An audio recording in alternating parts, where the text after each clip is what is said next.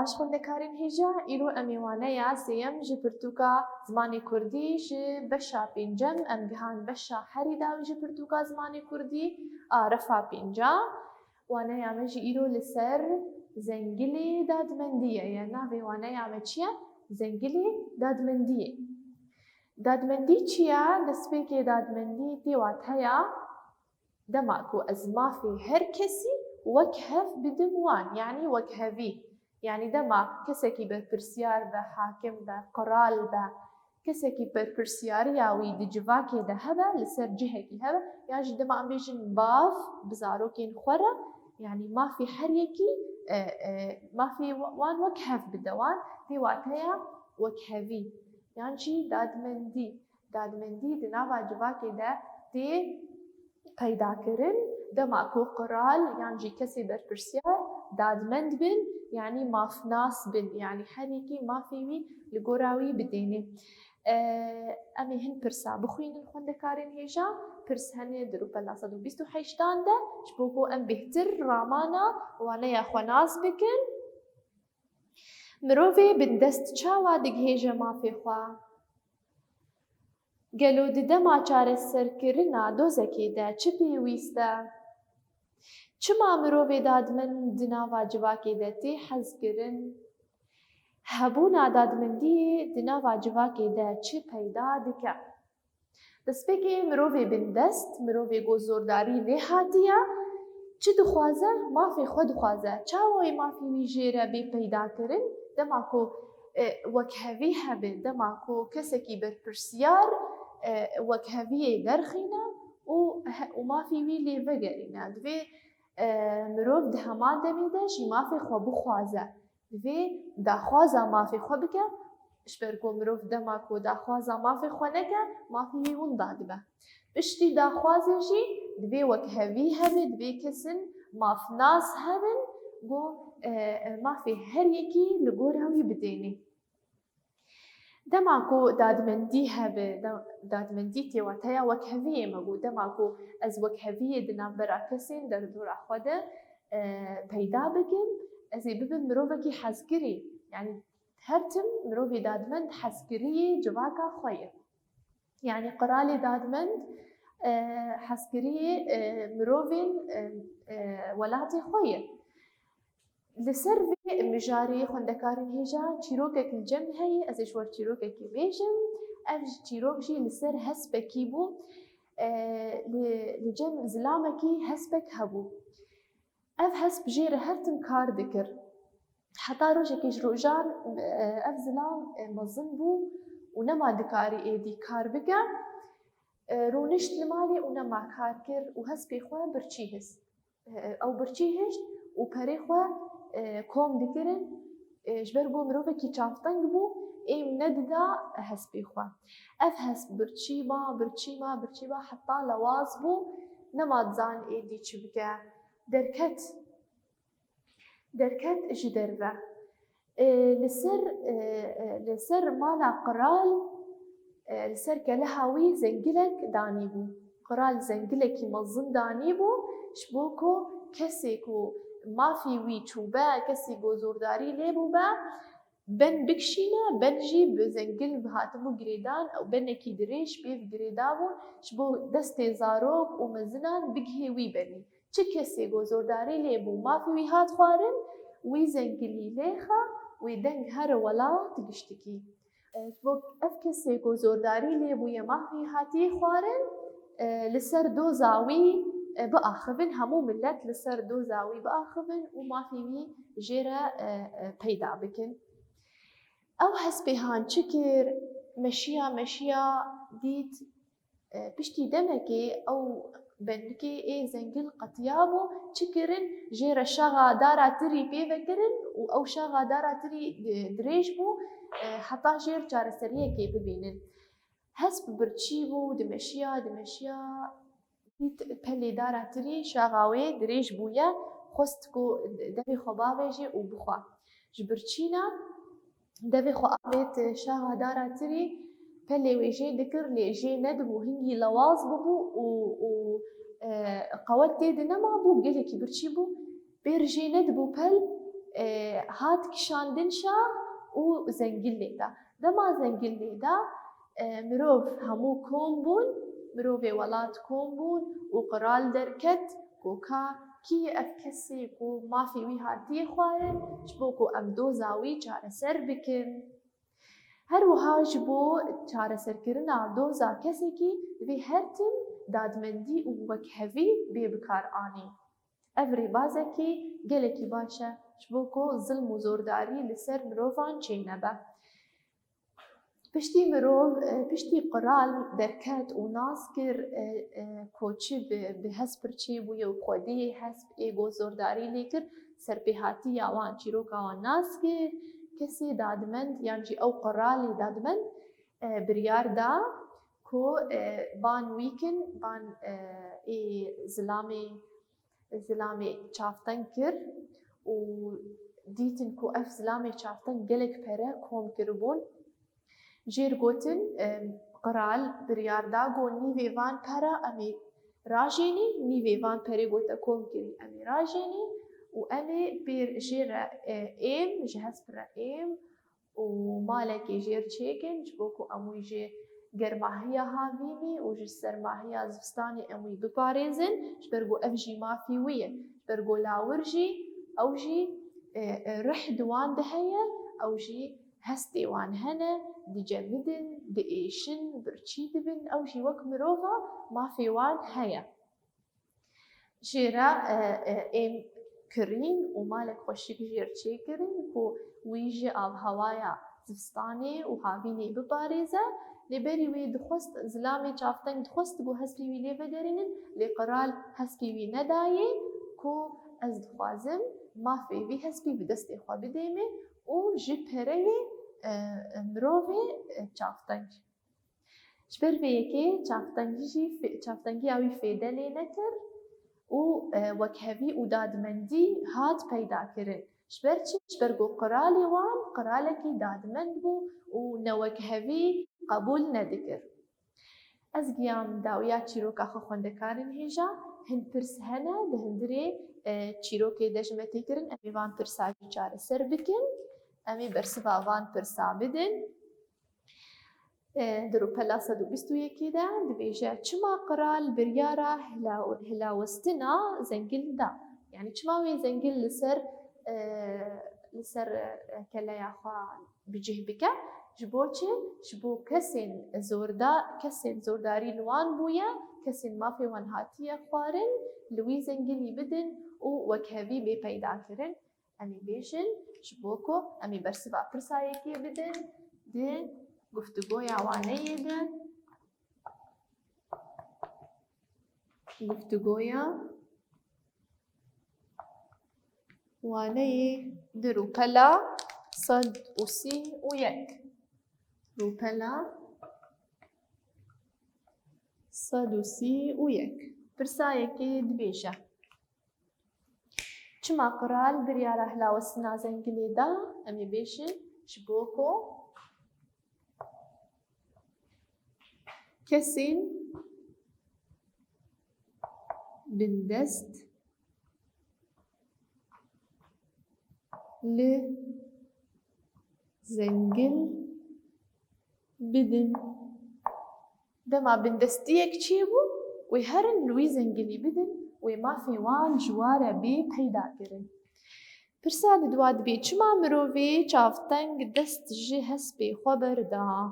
Çima dest ji hespê xwe berda? Ji ber ku ti sûda hesp li wî nema û nema sûdê jê digire yanî mirov mezin bû nema karî bû kar bikira êdî dest ji hespê xwe berda. Em ê bêjin ji ber ku mezin bûbû û nema dikarî kar bike. Ji ber ku mezin bûbû û nema dikarî bû kar bike. Pirsa sisiya dibêje çima hesp nikarî bû şaxê dara ku ben bi wê ve hatibû hilawestin biqetîne. Me got hesp nikarî bû wê şaxa tirî biqetîne çima? Ji ber ku gelekî birçî bibû. شبر كوجلكي برشي بوبو شبر كوجلكي برشي بوبو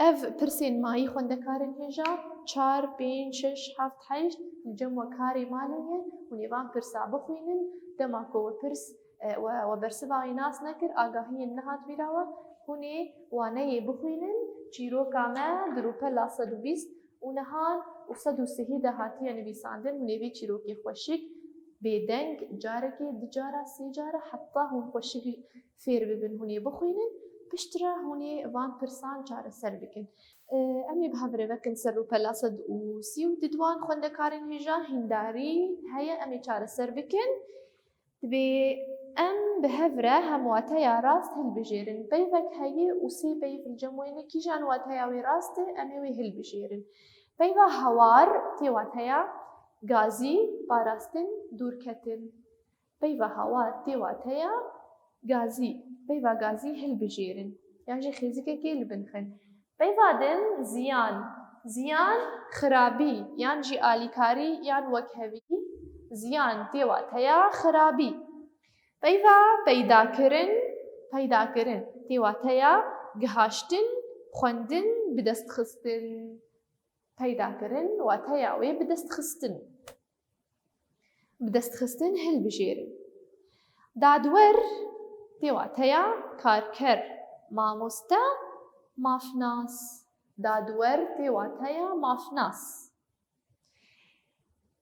بيفا رزگار کرن چواتيا ويه بندستي آزاد کرن تالان کرن بيفا رزگار کرن تيواتيا آزاد کرن بيفا ددوا هلبجيرن ايم دبيجي ايم بيفا كجدتي باي ايم تيواتيا خوارنا دواران يان خانية دواران يان چيلكين دواران امي بيفا يان جي هردو بيفين دسبيكي خوارنا دواران ام تيواتيا خوارنا دواران بيفا قرال تيواتيا برا شه نيار قرال تيواتيا شه يعني كسيكو ولاد حكم دكا برسات دوال جموة كاري مالي خونده كاري نيجا هن بيفهن هوني هوان دهوكا ده بكار بينن بآليكاريا دي و بابي خواه بآليكاريا خوشكو براي خواه هوني هوكا انصاص بكن كو بيفين برسات دواتي ده هون بكار بينن برسات سيا دبيجا هن هوك هن بيفا دنگ دوان ده هيا بيفا چه؟ دنگ دچار هوکا دهاتی بکار آنی لی هر دهوکه کی ده واتیا وی جدایه امی واتیا هر هوکه کی دیار بکن دبی اسپیکی دبیجه ملای جزیری هلبستوانه کی به ناو دنگه بيفا بناو دنگ لفرتي واتیا ناسگری يعني ملای جزیری هلبستوانه کی ناسگریه ناو دنگ دینن الكيلكاوي بناسگری یا جی ناسگری هفوكا ددوا دبي چيروكا وان لجيهاني دنگ ودا يعني چه؟ يعني بلاف بو لفر بيفا دنگ هاتي بواتيا بلاف بو انهرن هفوكا سسيا وي دنگ نكر بيفا دنگ يعني هاتي واتا وي نبهست دنگ نكر يعني وي نبهست بيفا چارا ديلاني دنگي خود دمروفي دموقراطي يعني اريكرن لسرناوي ويكر يعني اريكرن لفر بيفا داوي واتياوي اريكرن و لفي داري خوندكارن هجا ما هنداري جي بداوي كر و امي رامانك بنجهين جوانيا خورا ببينن رامانا بنجهين آوانه ياما زنگلی دادمندیه وانه یاما چیرو بدگه گرینگیا دادمندیه گرینگیا وک هویه دناوا مروان ده چیرو بکر که دادمندی حسکرینی جی آوادگه و خورتبونا جواکی جی چی دگه همی دینن وانه یاما گرینگیا دادمندیه یان جی گرینگیا وک هویه همی دینن گرینگیە وەک هەڤیێ دنابەرا مرۆڤان دا. ئەف ژی ڕاماناوانەیە ئەمە بۆ خوێندەکارێن هێژە. ئەم گیان ڕووپەلا 134 ئەمێ ڕێزمانی خۆشی شیرۆفە بکەن داویاوانەیەدا ڕێزمانی کوردی لەسەر داچەکانە. ئیرۆمی داچەک ببین. ئەمیوان هەڤۆکا بخوێنن بۆ ئەم بهتر واتەیە داچەک ناس بکەن. هەڤۆکا دەستپێکێ ئەم بوانرە کەتن گۆتوبێژێ. ئەم بوانرە کەتن گۆتوبێژێ یعنی نقاشێ. لەڤر پەیڤا ب چییە؟ داچەکە. تەمام؟ پەیڤا ب ئەم هەڤۆکێ دەبکارتێنن ئەم نکارن وێراکن ji هەڤۆکێ. ئەم نکارن بێژن ئەم وانرە کەتن گۆتوبێژێ واتەیە هەڤۆکا مە کێم دبە. لێ ئەو بتەنا سەرێ خوا ب لە حالی خۆشی بێ واتەیە ji ber vê yekê wateya wê tin neyê lê wateya hevokê sergîhayî dike yanî temam dike. Xwendekar ji mamoste pirsî. Em nikarin dîsa bêjin xwendekar mamoste pirsî û em rajin ji wateya hevokê kêm dibe. Divê em bêjin ji mamoste pirsî ji bo ku hevoka me xurt bibe ji nayê rahiştin ji hevokê û her wiha jî li halê xwe jî wateya wê tin neyê. Şervan li ber xwe da, şervan li ber xwe da ew jî li daçekê wateya wê tin neyê lê erka wê heye di hevokê de erka wê ku wateya hevokê sergîhayî dike. Hevoka dawî em di ber dara tuyê re derbas bûn. Em di ber dara tuyê re derbas bûn ev jî di daçekê. Em digihêjin ku bi, ji, li, di. Ev her çar daçekin di zimanê Kurdî. Çima daçekin ji ber ku peyvin ne watedarin wateya wan tin neyê lê hevokê digihîne hev û wateya wê sergîhayî dike. Ji ber wilo pênasa daçeka jîmedanî pênasa wê ew cûre peyvin ku ne watedarin lê erkdarin. Ne watedarin lê erkdarin yanî erka wan heye li hundirê hevokê de. Me got erka wan çi ye? Wateya hevokê sergîhayî dike. Ji bo ku em bêhtir daçekan fêm bikin em ê van valahiyan dagirin di rûpela 134 de. Dibêje valahiyên li jêr bi daçekên guncav dagire. Mirov pirsê mirov valahî pirsê digihê xursê. Mirov bi pirsê digihê xursê. Bi pirsê digihê xursê. Valahî şoreşa rojavayê re guhertin çêbû. Em ê bêjin bi şoreşa rojavayê re guhertin çêbû. Baran valahî ewrên reştê kar dilê xweş tê. Baran ji ewrên reştê û kar ji dilê xweş tê. Hevoka çar masî di avê de nayê bazarkirin. Yanî di valahiya masî de em ê deynin di avê de nayê bazarkirin û çi daçekên ku hebin xwendekarên hêja rola wan di hundirê hevokê de ye tevî ku bêwate bin. Li vê derî piştî min rêzman jî bi dawî kir û me çîroka xwe bi dawî kir xwendekarên hêja. Ez giyam dawiya waneya xwe. Spas dikim bo temaşekirinê hûn bimînin bi xêr û xweşiyê.